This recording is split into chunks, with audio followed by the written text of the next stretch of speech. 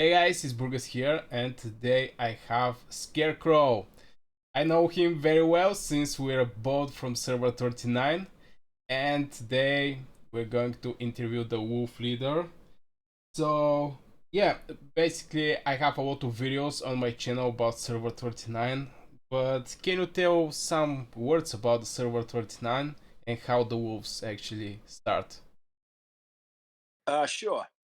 39 was, obviously a new start to the game for everybody. So it was people didn't really know what they were doing. We had to find people that were active and wanted to learn. A lot of us are from ROK, which I'm sure is similar to a lot of the other servers. So we had some idea about the mechanics and things like that. It was just about finding people that, could come together as a team. We basically merged pretty quickly. I joined one alliance called Mara. From there, I went to NJ39 for a very short time, and then we went to what turned out to be Underworld, which is where met you, Burgess. And we went on to win the season, the Dragon, all of that, and it was a great success. So from there, we wound up looking at season 1 plus, and I guess that leads us to today. Okay, speaking about the season 1, how you and Jerry find yourself, because I remember we actually start this alliance in the season 1 plus. Can you tell us about this? How we met with Jedi, sure. Um, well, first, let me just point out that we had a good idea of how the servers were going to merge. We actually had some replies from the developers and how they were going to do it. And at the last minute, everything changed, which I think everybody remembers. So what happens is 39 is really one of the smaller alliances that are on the server currently. Uh, when we took a look quick at Surfers 33 and 31 that we were going to merge to, we saw some huge players, and we didn't think we were going to fit in, and we were nervous about how we would fit in and whether we were going to make it through the season. So I opened up some accounts in each different server. I know some other people did as well to try to get to know, sort of what everybody was about, who the talented players were, and who we might want to partner up with. And we also kept an eye on our Tamaris chat. So on there was Douglas, who was from Jedi, and they were at server 33. I saw him message that they were scouting our server to see if there were any potential teammates that could join up in season 1 plus. So I replied to him. We began speaking. I spoke with some other people also from server 33, but the fit seemed better for us to get aligned with Jedi. Um, Douglas set up a meeting with Yoda, and Yoda and I had a nice discussion. We got along very well right from the beginning. We argued about pizza a little bit and agreed that New York pizza is better than Chicago pizza. And after that, we decided to go together into season 1 plus. Okay, and what was the plan for the season? I mean, how you guys stick together the things? You make some Discord calls and point how we land in the burning ones. Well, there's a lot that had to come together, to be honest. We didn't know anybody from Jedi. They didn't know us, and obviously we were a lot smaller than them at the beginning of the season. So, to be honest with you, I'm not going to lie. Our biggest goal was to survive the season. We looked at players like Nefisto and the Lights, and they were almost as big as our entire alliance. So survival was our key. Um, it turned out to be more than that, but that's how it began. And it was through communication with Yoda and Mercy, and all the guys at Jedi were welcoming. And we really kind of followed their lead, to be honest. We saw how successful they were. And, we just all got together. We made some group chats. From there, we started streamlining leadership and who could come up with strategies, who would build, who would lead the wars. and it was just great communication from the beginning. To be honest, a lot of good players, but even the strongest players from the lights on down were, welcoming, open-minded. They're team oriented, and we set goals early, and we were able to achieve everything. So it's been a great partnership. So there was a strategy from the beginning. That's great. What do you think about the DX war? Since the gate opened, just couple minutes when the gate opened and everybody get the gates, the war start. There was no free time to get rest or something like this. What do you think about this war with DX? No, not at all. There was no rest. The DX war was absolutely one of the most important wars for the season, in my opinion. It turned out to be the alliance that shifted the power of the entire server, in my opinion. But DX came at us. I mean, these guys are fighters, and I have nothing but respect and good things to say about them. Um, the gate opened from Burning Lands, and they were on us. So they were coming to fight. To be honest, it was still early in the season. We were still growing. We didn't have commanders all the way leveled up. They had some T5s coming at us. So again, it was some survival, but it was all about staying together and sticking to plans. So we had a specific building plan. Being a smaller alliance like we were coming from Server 39, you really have to be strategic about how you go about things. It's about having active players. I mean, you don't have the same power, but from top to bottom, we have guys that are they're grinding, they're building, they're doing whatever, they're throwing themselves into battles, and win or lose, they're there and they're showing up in numbers. And we were able to just keep just enough just to stay alive. To let us build into the territory. And as we increased into the territory and got further, we got more support from Jedi. We learned how to work together. So then we kind of meet in the middle. And, we had high ground on one hill, they had high ground on the other hill, and in between was sort of a just an open battlefield. So we went at it day and night. I mean, they were a little bit of a different time where they were more active than we were. So we would gain some ground. They would come on, they would push back, they would gain the ground back. And it just really went back and forth. What we did do, since it was so early in the season, is we spoke with them early on, and we agreed not to burn each other's cities. Um, from there, a lot of respect started building. To be honest, when you stick to your word in these games, you could really form some good partnerships that last a very long time, and that's really where it started. From top to bottom, whatever we said we were going to do, we stuck to it. We really didn't hunt farmers too bad, and cities remained safe. So even through our heated battles, we always stuck to what we said we were going to do, and it just started opening up discussions. You started talking to individual players on the other side, and we started seeing sort of like-minded individuals that could come together and work as a team. That's the key to this whole season, was working together as a team. So it was brutal. It was brutal wars. It really was. And again, I think we earned each other's respect. And without that, it does sort of set the foundation for our entire season at that point. If we don't fight there and earn each other's respect and stick to our words, the whole season is different. I don't know who comes out of that zone. I want to say that we won. They want to say that they won. It was probably in the middle. It was probably an even battle, and there was no winner. And the winner at the end of it became both of us, because we found, teammates and partners that we're going to be with for a while. So it was pivotal. It was a key part of the season, and I'm glad it turned out the way it did. Okay, speaking about hard fights, tier 5 and troops like this, I guess as the only alliances winning their season with no tier 5 player in our alliance, um, what do you think about the fights with the tier 5 of the DX? Do you think tier 5 was having huge advantage over the Wolves? I mean, they have advantage, but Yeah, they have a big advantage. There's no question.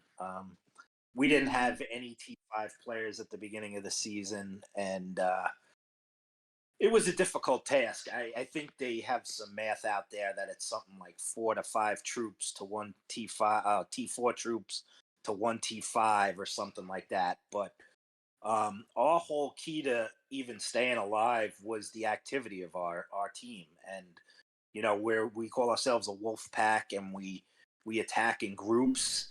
We have active players, and it's really the only way you could combat the T5s. And we don't have any, and we're going against some of the strongest in the entire game, much less the server.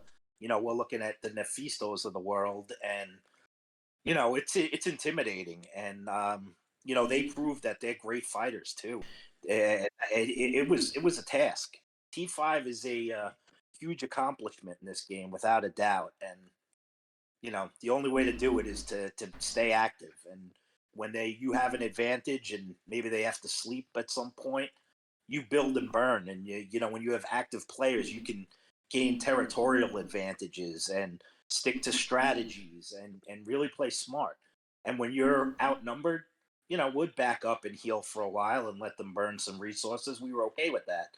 But you have to really play smart, or you don't stand a chance. And I'm glad we made it as far as we did.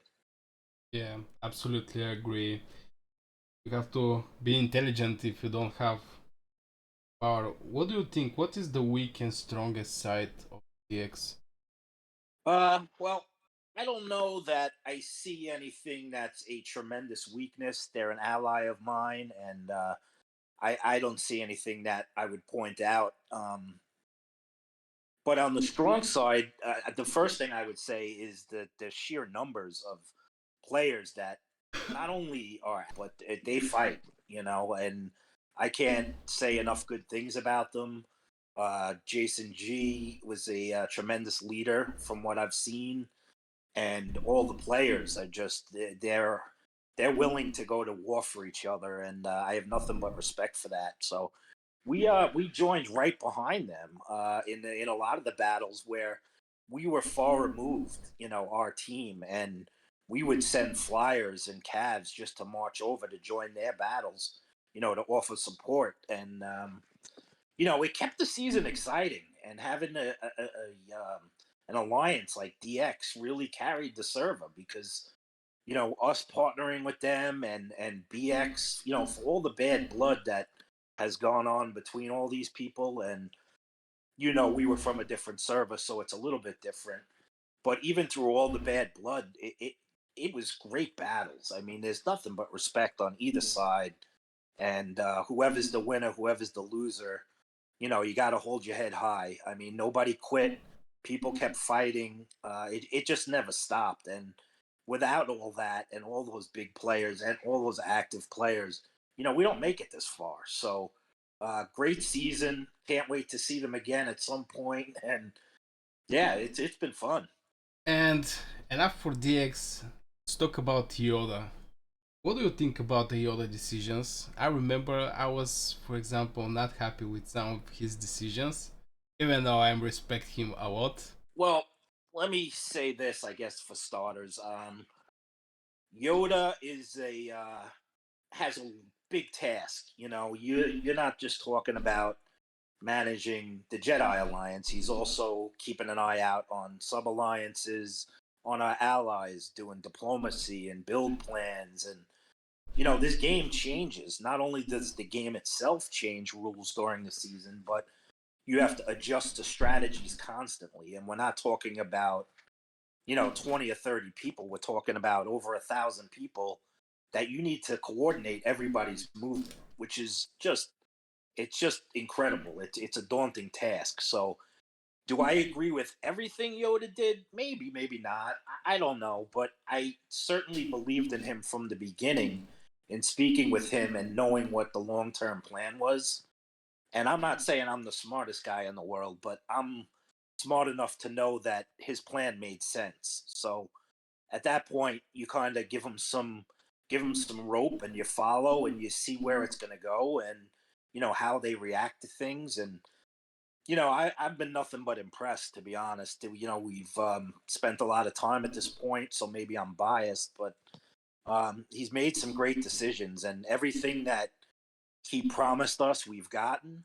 Um, every goal we've set, we've achieved. Every battle we've been in has kind of gone the way we thought it would go. It was difficult where we thought it would be.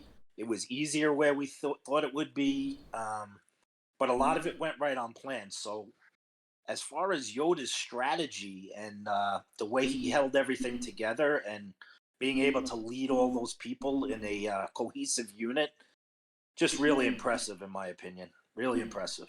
Yeah, yeah, definitely. The targets this season for Jetty, DX, Wolves, and basically everybody achieve it. How the peace come with DX? What was the agreement there With BX, you said? with DX?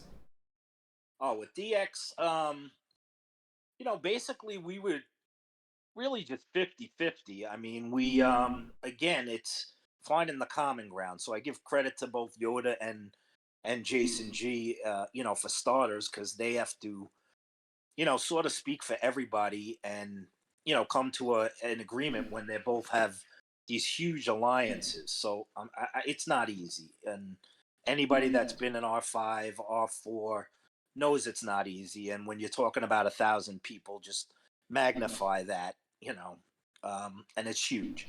So the agreement basically was just that we were looking to push BXS back, and we were going to do it together. There was no star, there was no lead. We made decisions together. We've had tons of group chats. We're in each other's discords. There's been no secrets. Every promise was kept. Everybody's word was solid. Um, so we never really had any problems as far as getting along. They certainly matched us intensity wise, activity wise. So really, our only agreements were, just to stick to the plan and be there for each other and stick to our words. And we were able to do that, and we were able to push BXS back, and they made some valiant strides and moved back into the zone at one point. If you remember, they came all the way back and took the bear, and it looked like they were going to gain some real progress again. And luckily we were able to adjust and speak together and come up with a plan to push them back out. But we're getting towards the end of the season here, and they're pushed pretty far back, and we have them pushed back in Agoru. And those were the goals we set, and we set them together. And our agreements with DX were nothing but success and worked out great.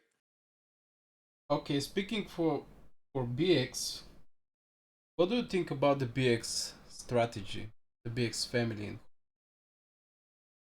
Um, Listen, I can't speak for BX exactly what their strategy, but I could tell you what I saw from my perspective. Yeah, your opinion. Um, they have, you know, listen. Let me first give them the credit that they deserve. They have brave fighters and active players, and they've been impressive from the beginning. Win, lose, or draw. I have to tip my hat and say that they're a great, great opponent, and I have nothing but positive things to say about them. That said, if I was them, um, I certainly would have shifted some more power towards Agoru. Certainly, when I saw I was getting pushed in Atherin, I guess it was, or maybe Hollandale, I would have adjusted more power towards Agoru. Because to be honest, our original plan is the Wolves. We were going in alongside Jedi and DX, and we had them outnumbered. I think at one point it was 8-4 or something like that in the one zone, and we were going to go in there, and then we saw Agoru get pushed a little bit from 66 and BXM, and some other guys in there too, and we decided to just change on a dime and go all the way over to Agoru, and it was difficult just to get into the zone, much less fight our way into the zone. And similar to DX, they met us at the gate, and they had us pinned down for a while. and we were able to gain a little ground and push them back. And at that point, BX really just kind of stayed in the main battle, even though they were really not making too much progress, to be honest. And if I was them, they could have really pressured us through a guru. At one point, it was let's see, it was us and three J3DI originally, and power wise, they had the numbers on us, and they had T5s, and we really didn't. And I think at that point they could have kept going and been more aggressive and been able to maybe flank Jedi and DX. And they didn't do that. So, I'm glad they didn't because it worked out well for us. Um, but as far as strategy goes, that would be the one thing that I would change if I was on their side. Yeah, I remember Goro. We was basically pushed to the gates. Do you think something can be improved in the Goro, or just the tier 5 or tier 5? I'm sorry. What was the question again? Do you think there was some window for improvement in the Goro when he was catched there by the gate, or tier 5 is tier 5? They were crossing the whole zone to keep us pinned down. So when we learned kind of how to come together and swarm some of their T5s and get them knocked back, they had a long travel back to go heal and refresh. So I think we did that well. Improvements, I would say maybe coordinating. We could have coordinated better when Anks and NCDX came into the zone. We kind of shifted gears on who was getting what Behemoths and all that type of stuff. So that certainly could have been improved. Other than that, I think we did well. I think we were able to coordinate very well for having, four individual alliances kind of trying to achieve one goal and shoot for one gate. We were able to push down the level 2 passes and seal those off real early. And then that level 4 pass, we just knew the one going into Forgotten Lands was going to be a big turning point in the whole war. That's where they were going to make a stand, and we were going to try to hold them back. And there's not that much I'd change in the end because we were able to achieve what we wanted. But we were, also wanted to get into Forgotten Lands. So if I had to change something, I would have been more forceful to get into there quickly because they made some really smart moves. They put a fort in a great location. They built basically where at the end we kind of had nowhere to go. Um, there was just nowhere to plant any flag to advance. So I give them credit. Whoever planned their territory really did a great job. Our best chance to do that, if I could do it again, would be to reinforce us when we got to that pass and it was open and storm them early. Because if we could have stormed them early, we kind of had a path we could have taken. But because we kind of came in slow, they were able to hold us at the pass for a while and just keep reinforcing towers, which just made it all the more difficult. Then they dropped a mana pit right by one of our towers, which was just a real smart move. They were hiding fighters in there, and it was a creative way to kind of protect people until they were ready to attack. And all of a sudden, they started erupting from this pit of fighters, and we couldn't attack them. So again, really smart move, and credit to them. But if we had it to do over again and we stormed, we had a way to get in there, and I think we would have been successful. Just I would change that if I could change one thing. Okay, how the peace come with BXS and BXS family in general? Well, I don't know how the piece works, to be honest. It's if you talk to players, we were ready to have peace at the end, and it just doesn't work out sometimes. So as far as I know, our peace agreement was there was going to be, there's some personal stuff that I won't get into because I wasn't part of that, and I wasn't in the server last year in season 1, so I'll let them talk about that stuff. But as far as what I know and kind of what kept the wars going was there was an agreement, and I think they agree as well, that there was going to be no cities burned at one point. We were going to have some open fights in Lorcan, and really just strengthening our teams and getting ready for season two. But at some point, somebody from their side joined DX, and their tower, unfortunately, now had a DX flag on it, and it was in enemy territory. And instead of teleporting out or bubbling up, they sat there and were attacked by BXS. So that was against the agreement. Now, is BXS all in the wrong? I don't think so, personally. I think, if somebody's on your territory and he's got an enemy tag, you're probably going to attack him. So, I don't know who's at fault there. It's a little bit of both sides.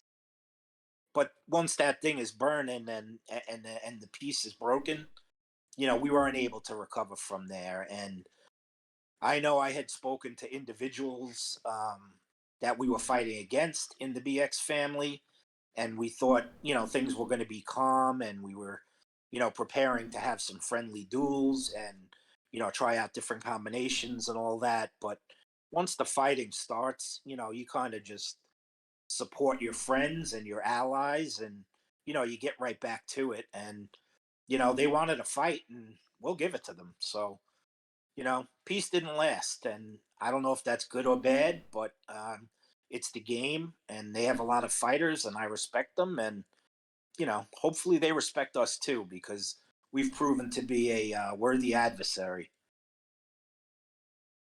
Okay, but what was the peacement agreement that say it was? What was the points in this? Yeah, the biggest point that broke it, as far as I know, is the burning of somebody's tower. They burned a city, not a tower, a city. I'm sorry. Um, Once they burned that city, it was back to war. So DX is going to protect their player, even though he was in enemy territory. I understand their side of it. We're allies with DX, so we're going to stay with them. And BXS says, hey, if there's an enemy on my territory, I'm going to burn them. And I understand that way of thinking too. So, there's, some of the peace agreement is, I don't want to use personal, but there's people that didn't get along from Nefisto and Yoda and some guys from those servers, those from season one, and I don't know what agreements they had in that place. I'm not going to speak for them, but as far as burning cities, that's really what sparked it again for everybody else. Okay. What do you think about the reward split? Do you The feel? reward split is exactly what we had agreed to. So, I laugh sometimes. I hear things, and people send me messages, and you see in world chat that maybe for us as the wolves, and we're not going to get enough, and all these things, and it's just they don't understand what the agreements were made, and the season is not over. So when you see at the end of the year all the splits that we agreed upon, everybody's sticking to it. So everybody's going to get rewards that deserve them. Everybody's going to get a percentage. I don't think everybody should get an equal percentage, to be honest. The people that fought and are more active and earned more rewards are going to get them. And the split is fair. It's been talked about throughout the season. It's difficult to agree. You represent a lot of people. There's a few of us involved in making these decisions, and um, the splits are good. They're fair. We've been nothing but honorable back and forth. So, other than the magma that they held from us in Forgotten Lands, we've gotten everything that we wanted. So, there's plenty to go around to the people that deserve it, and everybody's going to get a piece of what we earned. Yeah, I totally agree. I mean, if one alliance is strong, I mean, there is a lot of alliances involved in this Jerry DX pack, and definitely, I think this is my personal opinion. They make the right decision to actually give to everybody some piece of the reward, like maybe Dragon Frame or end of the season rewards. I think it was a good deal there. What is the plans of the Wolves for the future? That's a good question, Burgess. That's a good question. Well, we kind of got delayed, as you know, for the migration now, so it's going to be dependent on where we could go. Um, we can't really name a server right now because we're not sure even where we're going to fit. I have no problem saying that I'm very happy, and I represent our entire alliance in saying that we are very happy with our relationship with the guys from Jedi, as well as DX, and in some way we plan on going forward with them. For the most part, our most active people will be sticking with the Jedi family, and we look forward to season 2, wherever that is, in whatever server that is. We don't know yet, but we are gonna reinforce each other, and we're gonna go forward. So we're gonna come into season 1 as one of the weakest servers. That's just the truth, with the weakest players, and we really were just hoping to keep our head above water and not die. And we're going to come out of the server stronger and part of a huge alliance in the entire game. And I'm just really, really happy with what our whole team did all season. And I'm proud to be a part of what we achieved. And our plan is just to stick to the plan, which is, what worked.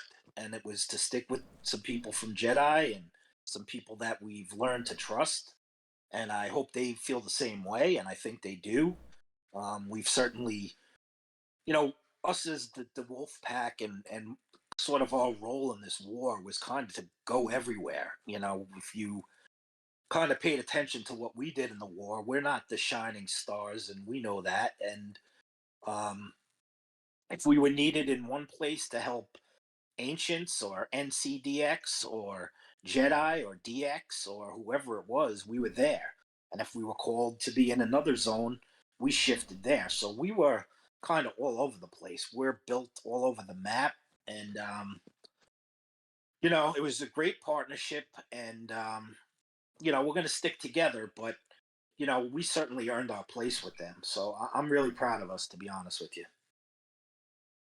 Yeah, I totally agree. I mean, we don't have any tier 5 player, and with No. the cannot be huge power, but definitely we have our great place in the fight with DX, which was the pivoting point of the fate of the server. Huge, important part. Absolutely. So yeah, this is my questions here. Thank you very much for coming here and share your opinion. Thanks, Burgess. I'm a big fan, and I wish you nothing but success.